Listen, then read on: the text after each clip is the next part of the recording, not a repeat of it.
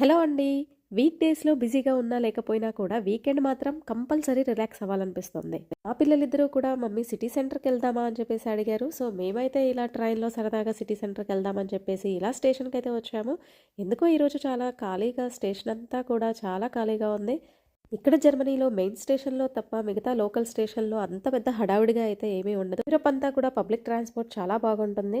ఒక్కోసారి కార్ లేకపోయినా కూడా ఇలా పబ్లిక్ ట్రాన్స్‌పోర్ట్‌లో వెళ్ళొచ్చనమాట. ట్రైన్‌లో ఉన్నవాళ్ళు దిగాక మాత్రమే మనమైతే ఎక్కాలి. ఇక్కడ స్టేషన్స్‌లలో ఎక్కడికక్కడ ఇన్ఫర్మేషన్ సెంటర్స్, అలాగే సైన్ బోర్డ్స్, ఎస్కలేటర్స్, లిఫ్ట్స్ ఎక్కడికక్కడ ఉంటాయి. అందువల్ల మనకి జర్నీ అనేది చాలా ఈజీ అనిపిస్తోంది. ఆల్మోస్ట్ మేమైతే సిటీ సెంటర్‌లోనే ఒక షాపింగ్ మాల్‌కైతే వచ్చాము. ఫస్ట్ అయితే ఫుడ్ కోర్ట్ దగ్గరికొచ్చాము. ఎందుకంటే మధ్యాహ్నం లంచ్ టైమ్ అయింది. ఎక్కడైనా లంచ్ చేయాలనిపించింది సరదాగా అని చెప్పేసి.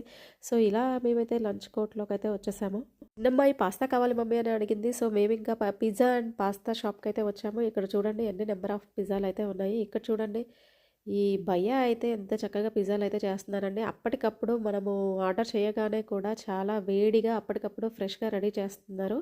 సో, ఇక్కడైతే మనం ఇచ్చిన ఆర్డర్స్‌ని ఇలా పేపర్స్‌లలో పెట్టేసుకొని ఎవరికి ఏం కావాలా అనేది అయితే రెడీ చేస్తూ ఉన్నారు. ఇక్కడ మీరు చూడొచ్చండి పిజ్జాని కాల్చే మిషను. ఆహా! ఎంత పెద్దగా ఉంది చూడండి. బాప్రే! ఒకేసారి ఎన్ని పిజ్జాలు పడతాయో కానీ చాలా పెద్దగా ఉంది. సో, ఇక్కడ పిజ్జాలు చేస్తుంటే మాత్రం ఇంకో పక్క పాస్తాలైతే రెడీ చేస్తున్నారండి. మేము ఆర్డర్ చేసిన పాస్తానే ఇదిగోండి. ఇక్కడ ఇంకొక భయ్య మాత్రం మేము అడిగిన పాస్తానే ఫ్రెష్‌గా అప్పటికప్పుడు చేస్తున్నాడు. మా అమ్మాయి పాస్తాలోనే చాలా రకరకాల పాస్తాలుంటాయి కదా! ఫుజిలీ పాస్తా అడిగిందండి. ఫుజిలీ పాస్తా సాస్‌తో అడిగింది. ఇదైతే ఫుజిలీ పాస్తా కాదండి. ఎవరో దీన్ని ఆర్డర్ ఇచ్చారు. అది చూడటానికి చాలా చక్కగా ఉందని చెప్పేసి నేనైతే వీడియో తీశాను. దాని పేరొచ్చేసి బ్రుషెట్టా. సో, ఇంకో పక్క మా పాస్తా అయితే ఆల్మోస్ట్ రెడీ అయిపోయిందండి.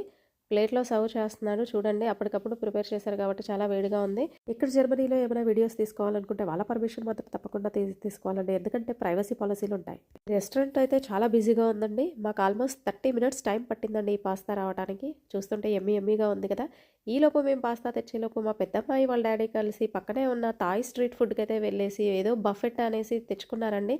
ఒకే ప్లేట్‌లో వెజ్, నాన్ వెజ్ అన్నీ కలిసి కుమ్మేశారు. కోసం నేనైతే వెజ్ నూడిల్స్‌నైతే ఆర్డర్ చేశానండి. Veg noodles plus mango coconut sauce అండి. ఫుడ్ కోర్ట్‌లోనే పిల్లలు ఆడుకునేందుకైతే ప్లే ఏరియా అరేంజ్ చేశారండి. చక్కగా పేరెంట్స్ అయితే ఫుడ్ ఎంజాయ్ చేస్తుంటే పిల్లలు ఇలా వచ్చి చక్కగా ఆడుకోవచ్చు. సో, ఇలాంటి ఫెసిలిటీ ఉంటే మాత్రం హాయిగా రిలాక్స్‌డ్‌గా తినేయొచ్చండి. అందుకే ఇలాంటి షాపింగ్ మాల్స్‌కైతే వస్తూ ఉంటాం మేమైతే. అలా అని చెప్పి రెగ్యులర్‌గా ఏం రావండి. ఎప్పుడో ఒకసారి మాత్రమే వస్తుంటాం. నా వీడియో మీకు నచ్చిందనుకుంటున్నాను. మీరు వీకెండ్‌లో ఏం చేశారో నాకు కామెంట్ సెక్షన్‌లో తెలపండి. దానికంటే ముందు నా ఛానల్ సబ్స్క్రైబ్ చేసుకోకపోతే తప్పకుండా సబ్స్క్రైబ్ చేసుకోండి.